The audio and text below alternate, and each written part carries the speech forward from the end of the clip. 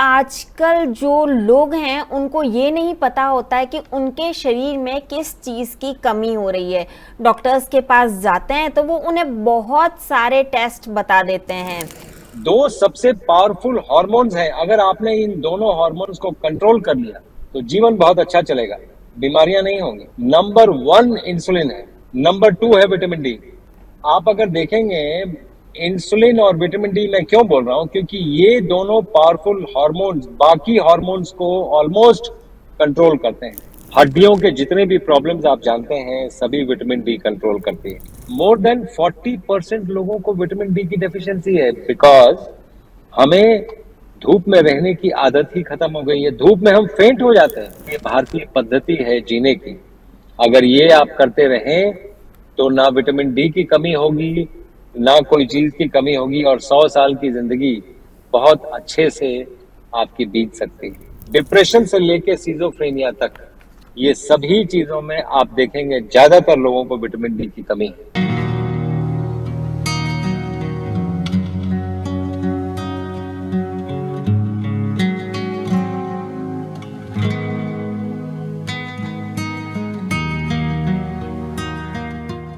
नमस्कार, D5 channel Hindi देख रहे दर्शकों का मैं वंदना स्वागत करती हूँ। आप सभी दर्शकों को स्वतंत्रता दिवस की बहुत बहुत बधाइयाँ। आज हमारे साथ जुड़े हैं डॉक्टर अवधेश पांडे। डॉक्टर अवधेश पांडे जी, आपको भी स्वतंत्रता दिवस की बहुत बहुत बधाइयाँ। आपको भी, आपके डॉक्टर दर्शकों को अवधेश भी। पांडे, आप हमें ये बताइए कि आजकल जो लोग हैं उनको ये नहीं पता होता है कि उनके शरीर में किस चीज़ की कमी हो रही है। डॉक्टर्स के पास जाते हैं तो वो उन्हें बहुत सारे टेस्ट बता देते हैं और उनमें से एक है विटामिन डी की कमी होने पर टेस्ट होना। तो सबसे पहले आप हमें ये बताइए कि ये विटामिन डी की जो कमी होती है इसका पता कैसे चलता है कि आपके शरीर में विटामिन डी की कमी हो गई है? क्या सिम्टम्स नजर आते हैं? धन्यवाद इस क्वेश्चन के लिए, धन्यवाद आपको, आप अपने चैनल पे बुलाने के लिए।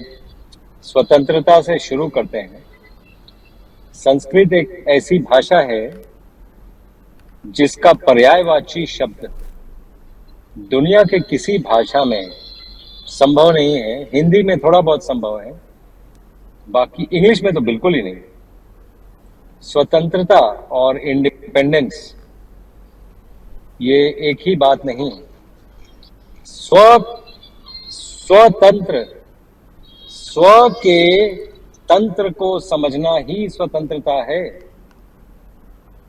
ये स्व के तंत्र को स्वाध्याय से समझा जा सकता है। जो लोग योग जानते हैं, अष्टांग योग जानते हैं, वो जानते हैं स्वाध्याय क्या है। खुद का अध्याय को स्वाध्याय कहते हैं। और इस तंत्र को से अगर समझ जाया जाए तो हेल्थ बहुत सिंपल हो जाता है और डिजीज कोसों दूर भाग जाती है। हमारा आपके चैनल के थ्रू, अपने चैनल के थ्रू और भी चैनल्स के थ्रू यही प्रयास होता है कि हम ये बात अपने दर्शकों को समझा पाएं ताकि वो हमारा वीडियो देखें और घर पे ही ठीक हो जाएं। हमें कांटेक्ट भी करने की जरूरत ना पड़े, क्योंकि हमारा ये उद्देश्य ही नहीं है। हमारा ये उद्देश्य है कि हम ज्ञान बांटें।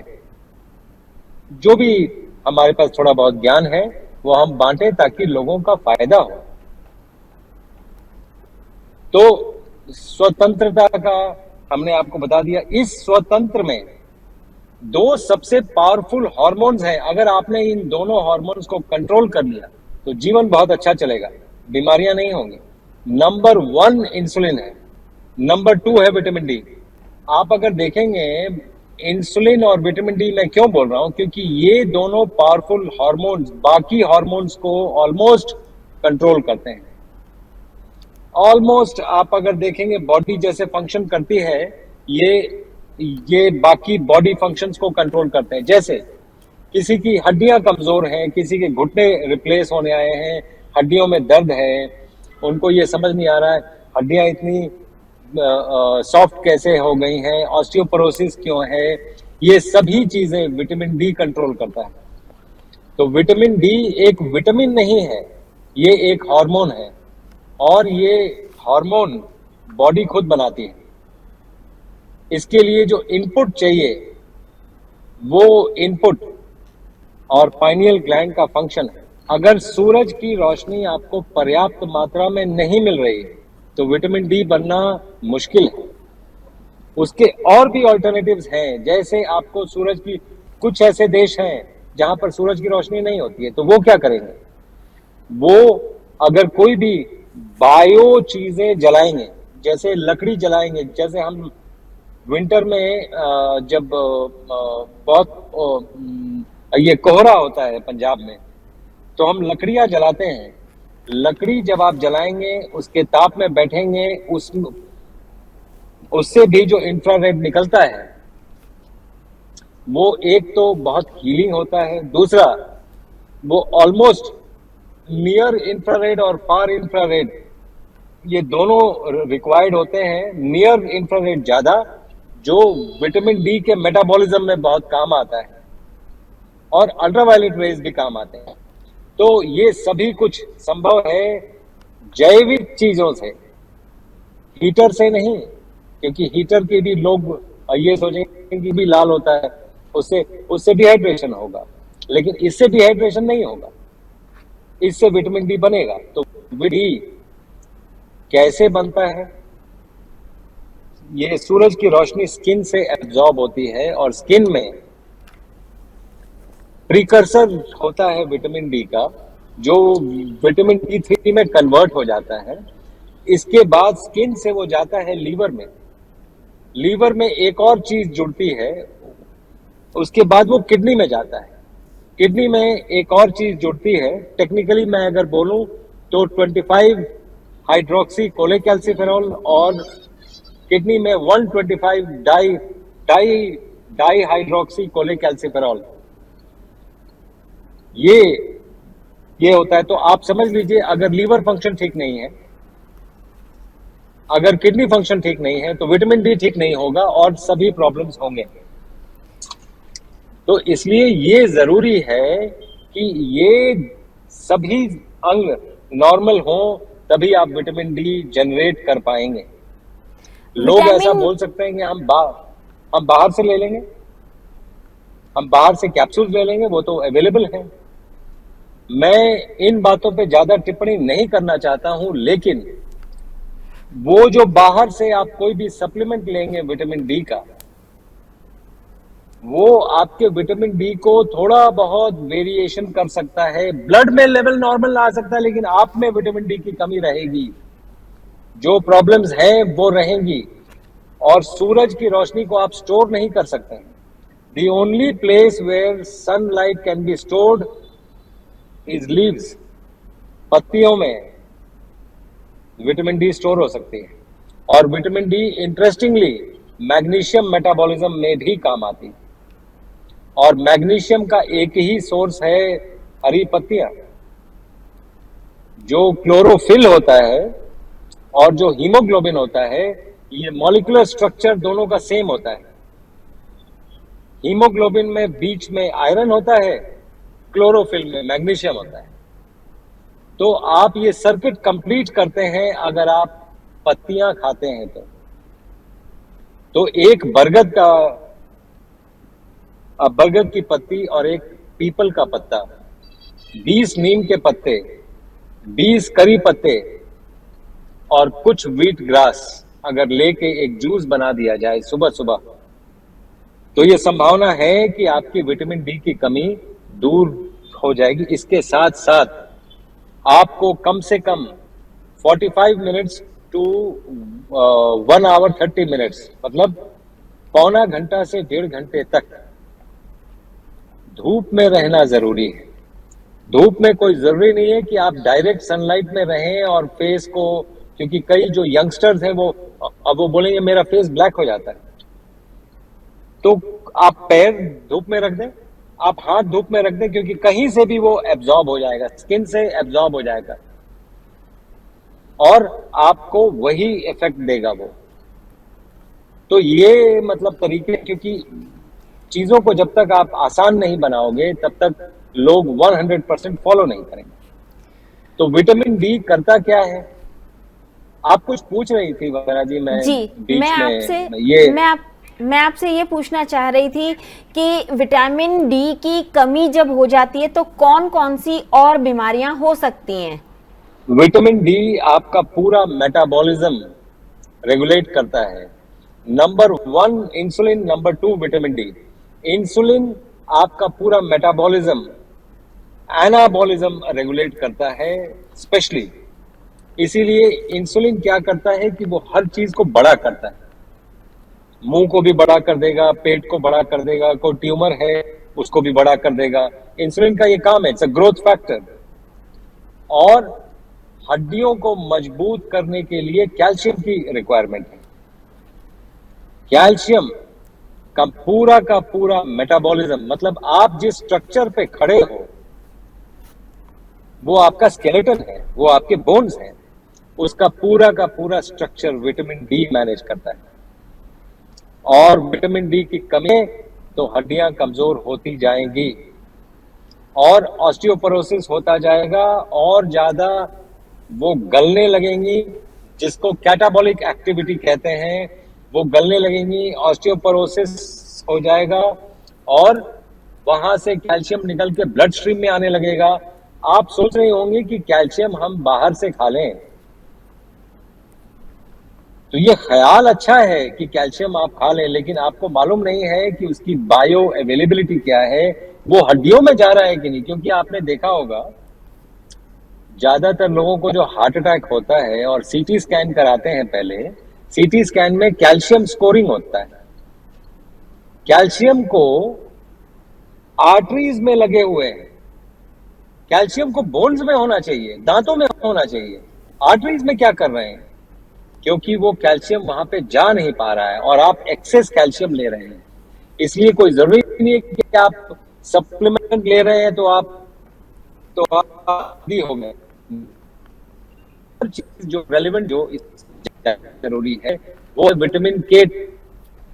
अगर विटामिन के 2 आप में नहीं है या आपके पास विटामिन के 2 की, वो भी अगेन उसका सोर्स ग्रीन लीफी वेजिटेबल और भी कई चीजें हैं। तो विटामिन के 2 एक रास्ता बनाता है को बोन्स में जाने का। तो आपका सब कुछ सही है। अगर विटामिन के 2 नहीं है तो आप जो कैल्शियम ले रहे हैं वो बोन्स में जाएगा नहीं, यहाँ वहां जाएगा और हर जगह पत्थर कॉज करेगा। किडनी में पहुंच गया तो वहां कैल्शियम ऑक्सैलेट स्टोन्स हो जाएंगे। गॉल ब्लैडर में पहुंच गया तो वहां स्टोन हो जाएगा। और स्टोन हर जगह बनता है। और इतना ज्यादा कैल्शियम हम आजकल सप्लीमेंट के तौर पे ले रहे हैं, ये सोच के कि हड्डियां मजबूत होंगी, वो हो नहीं रही। तो ये पूरा मेटाबॉलिज्म मैंने ट्राई किया आपको बताने का कि विटामिन डी क्या क्या कंट्रोल करता है और क्या क्या प्रॉब्लम्स हो सकती हैं। तो ये संभव है कि आपके घुटने अगर खराब हो रहे हैं, वर्टिब्रे खराब हो रहे हैं, ऑस्टियोफाइटोसिस हो रहा है, जो ओल्ड एज में ये स्पॉन्डिलाइटिस हो रहा है, ये सभी कुछ विटामिन डी कंट्रोल करता है। और विटामिन डी अगर ठीक है तो ये सभी चीजें ठीक रहेंगी। अगर विटामिन डी ठीक नहीं है तो ये सभी चीजें हेवायर रहेंगी, जो स्थिति चल रही है उसमें रहेगी। दूसरा एक इसके साथ साथ मेंशन करना जरूरी है, पैराथायराइड हार्मोन, जो थायराइड के बगल में एक ग्लैंड होता है, पैराथायराइड कहते हैं उसको। पैराथायराइड हार्मोन भी इस पूरे मेटाबॉलिज्म को ओवरसीयर की तरह रेगुलेट करता है। वो देखता रहता है कि कहां पर मेरी जरूरत है, कहां पर किसको उठा के कहां पे रखना है। तो ये सारा का सारा तंत्र है ये, जिसको विटामिन डी किक स्टार्ट करता है। तो ये है विटामिन डी का वैल्यू। और ये है विटामिन डी के नहीं होने से प्रॉब्लम्स जो आपको आ रहे हैं। ज्यादातर जो लीवर प्रॉब्लम शुरू होते हैं इंसुलिन से। और जैसे ही फैटी लीवर है से लेके लीवर फेलियर तक, ये सभी चीजें आपका विटामिन डी कम करती हैं। और विटामिन डी के मेटाबॉलिज्म में जी। डॉक्टर अवधेश, मैं ये भी जानना चाहूंगी कि अक्सर लोग कहते हैं कि आप अंडा, दूध, अगर आप लेते हैं, फिश लेते हैं, मछली लेते हैं या मशरूम लेते हैं तो विटामिन डी की कमी को काफी हद तक कम कर सकते हैं, तो इसमें कितनी सच्चाई है? मशरूम के बारे में वो धारणाएं ठीक हो सकती हैं, लेकिन जो बाकी आपने बताया, एक बड़ी सिंपल सी बात, मैं एक्चुअली उस कॉम्प्लेक्सिटी में जाना नहीं चाहता हूं। वैसे we are living in a nutritionally blind world. Nutrition सभी न्यूट्रिशनिस्ट को पता है, जरूरी नहीं है। हाँ, आप न्यूट्रिशन कॉलेज में ये जरूर पढ़ा सकते हैं कि इन सब चीजों में विटामिन डी है। आप साइंटिफिकली सोचिए कि विटामिन डी का सोर्स सन है, और सूरज किस अंडे में स्टोर हो सकता है या किस मसल मास में स्टोर हो सकता है, मैं जानना चाहता हूं। तो इसलिए मैं आपको बताया कि न्यूट्रिशन एक साइंस है, जो आपको आश्चर्य होगा ये जान के कि nutritional science is the most under developed science. लोगों को आइडिया नहीं है, तो कुछ भी कहते हैं। मैं आपको बता रहा हूं, विटामिन डी, सूरज की किरणें सिर्फ प्लांट्स में स्टोर हो सकती हैं।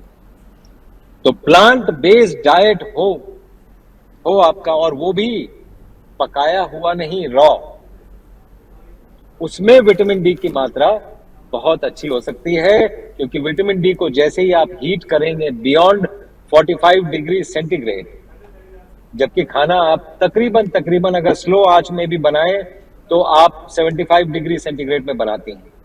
45 डिग्री सेंटीग्रेड में आप हीट करेंगे, विटामिन डी डिस्ट्रॉय हो जाएगा।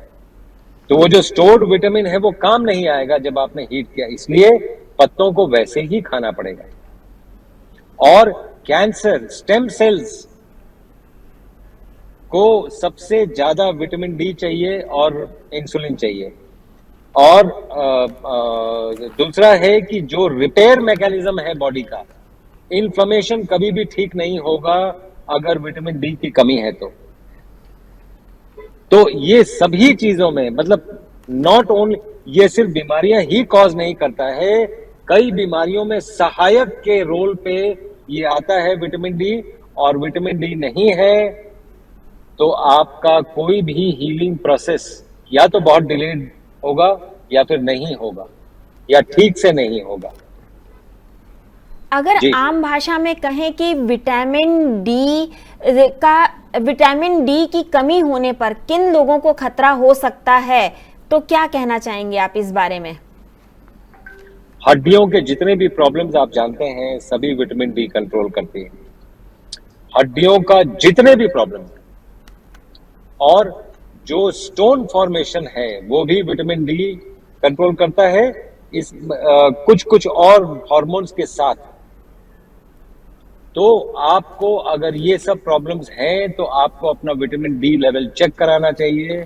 और विटामिन डी कम है तो ये जो उपाय बताए गए हैं इन उपायों पे आ जाइए, विटामिन डी आपका ठीक हो जाएगा। आपकी बहुत सी चीजें बिना किसी चीज के ठीक हो जाएंगे। विटामिन डी चेक कराने का क्या तरीका है? विटामिन डी चेक कराने का डायरेक्ट तरीका है blood levels of vitamin D, जो कि चेक होता है। दूसरा, ऑस्टियोपोरोसिस के लिए कई टेस्ट्स हैं। किसी भी इंसान को कब डॉक्टर के पास जाना चाहिए? जब उसको ये लगने लगे कि एक छोटी सी चीज जो कि एक दिन में ठीक हो जानी चाहिए, अगर नहीं हो रही है तो उसको जरूर डॉक्टर के पास जाके पूछना जरूर चाहिए कि कहीं ऐसा तो नहीं कि विटामिन डी की कमी हो।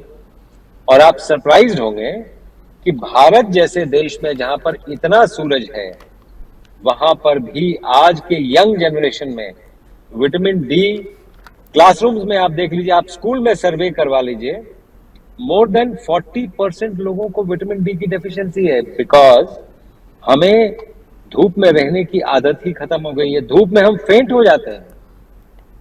आप देखिए बच्चे धूप में जाते रहते फेंट हो जाते हैं, क्योंकि हमने कभी आदत, क्योंकि एयर कंडीशन में सोने की आदत है, हर चीज में एयर कंडीशन चाहिए। हॉल में हम पिक्चर देखने जाते हैं, उसमें एयर कंडीशन नहीं होगा तो हम जाएंगे नहीं।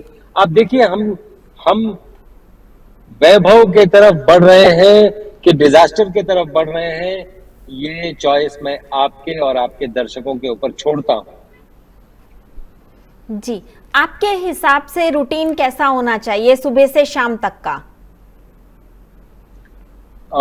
अगर आप मुझसे पूछें तो आप सीधे भारतीयता पे आ जाएं। सूर्योदय के 90 मिनट पहले उठें। सूर्योदय के 90 मिनट पहले इसलिए उठना जरूरी है कि उस समय पूरे के पूरे एनवायरनमेंट में औषधि होती है, उसमें सांस लें और सूरज के आने का इंतजार करें, सूरज को ग्रीट करें। तब तक आप योग और मेडिटेशन करें और सूरज जब आए सूरज में बैठें कम से कम 30 to 45 मिनट्स। उसके बाद अपना सारा, और जब आप सूरज में बैठें तो नहा धो के बैठें। और नहाने धोने का मतलब ये है, यूजुअली लोग ऑयलिंग करते हैं नहाने के बाद। अगर आप नारियल तेल लगा के आप अगर सूरज में बैठते हैं या कोई भी तेल लगा के बैठते हैं, विटामिन डी इमीडिएटली मैन्युफैक्चर होना शुरू हो जाते हैं। इसीलिए योग में यम नियम का प्रावधान किया गया है। यम नियम के प्रावधान में आपको शौच सबसे पहले है, मतलब शिवालय के पहले शौचालय है। आपको शौच अपना ठीक रखना है, तब आप ध्यान में आएंगे, तब आप शांत बैठेंगे। तो आप ये सभी कुछ कर सकते हैं। उसके बाद 2 जून भोजन पे आ जाएं और हफ्ते में 1 दिन फास्ट करें, फास्टिंग। और ज्यादातर कोशिश करें पांव जमीन पे रखने का, बिना कोई चप्पल जूते के, अपने घर के जमीन पे, घास पे, जहां भी आप रखना चाहें, क्योंकि सभी चीजों के पॉइंट्स सोल्स में हैं। रिफ्लेक्सोलॉजी जो हम करते हैं पेशेंट्स के साथ, उनके सोल को स्टिमुलेट किया जाता है रिफ्लेक्सोलॉजी से, ताकि अगर कोई ऑर्गन डिजीज है तो वो ठीक हो जाए, ब्लड प्रेशर नॉर्मल हो जाएगा। आप ये बहुत से फायदे हैं रिफ्लेक्सोलॉजी के। हमें एक सेपरेट वीडियो कभी बनाना चाहिए कि सोल में क्या क्या पॉइंट्स हैं और कैसे ब्रेन से लेके आपके हेयर के टेक्सचर से लेके टो के नेल तक सभी कुछ सही रखने के लिए सिर्फ पैर का अगर इस्तेमाल किया जाए तो वो संभव है क्या? यस, संभव है। तो जो भी मैंने आपको बताया, ये भारतीय पद्धति है जीने की। अगर ये आप करते रहें तो ना विटामिन डी की कमी होगी, ना कोई चीज की कमी होगी, और 100 साल की जिंदगी बहुत अच्छे से आपकी बीत सकती है। जिनको विटामिन डी की कमी होती है, क्या उनको बीपी, थकान जल्दी होना, डिप्रेशन जैसी बीमारियां हो सकती हैं? जी बिल्कुल बिल्कुल बिल्कुल होती हैं और बिल्कुल हो सकती हैं। और ये सभी चीजों में सेंट्रल लाइन विटामिन डी है। डिप्रेशन जो आपने यूज किया word depression, thank you for reminding me, क्योंकि डिप्रेशन से लेके सिजोफ्रेनिया तक ये सभी चीजों में आप देखेंगे ज्यादातर लोगों को विटामिन डी की कमी है। और ये एम्पिरिकल नहीं हो सकता है कि नहीं यूं ही, ठीक है। अगर 75% लोगों को विटामिन डी की कमी है, जिनको सेंट्रल नर्वस सिस्टम का प्रॉब्लम है, तो ये डेटा को आप इग्नोर नहीं कर सकते। क्या बच्चों में जो रिकेट्स की प्रॉब्लम होती है वो भी विटामिन डी की कमी के कारण ही होती है? विटामिन डी बहुत बड़ा पार्ट है उसका कई और चीजें होती हैं। ये रिकेट्स जो है, रिकेट्स और एडल्ट में अगर हो तो ऑस्टियोमलेशिया कहते हैं उसको। तो ये दोनों चीजों में विटामिन डी का बहुत बड़ा रोल है। अगर विटामिन डी आप रीएस्टैब्लिश कर दें, बॉडी अपने आप कई चीजों को हील कर देती है। आपके कहने का मतलब ये है कि सिर्फ सूरज की रोशनी भी अगर आप लेते हैं तो भी विटामिन डी काफी हद तक ठीक कर सकते हैं? जी, कर सकते हैं। इसके अलावा और आपने जो जूस बताया वो कितनी मात्रा में लेना चाहिए? एक बरगद का लीफ, एक पीपल का लीफ, 20 नीम के पत्ते, 20 करी पत्ता और कुछ व्हीट ग्रास, अगर ये आप जूस बना के लेते हैं तो आप विटामिन डी की कमी बहुत जल्दी, हमारे ख्याल से 25 से 30 दिनों में आपका विटामिन डी की ही डेफिशिएंसी नहीं जाएगी, आपका स्किन भी बहुत अच्छा हो जाएगा, आपका फेस भी बहुत अच्छा हो जाएगा, शाइनिंग हो जाएगा और सभी चीजों से आप निजात पा सकते हैं इन सभी चीजों को लेके। डॉक्टर अवधेश, आज आपने हमें विटामिन डी के बारे में बेहतरीन जानकारी दी। उम्मीद है हमारे दर्शकों को बहुत पसंद आएगी। आप हमसे जुड़े, आपका बहुत बहुत धन्यवाद। Thank you. Thank you. अगले एपिसोड में आपसे फिर मुलाकात होगी, तब तक के लिए नमस्कार।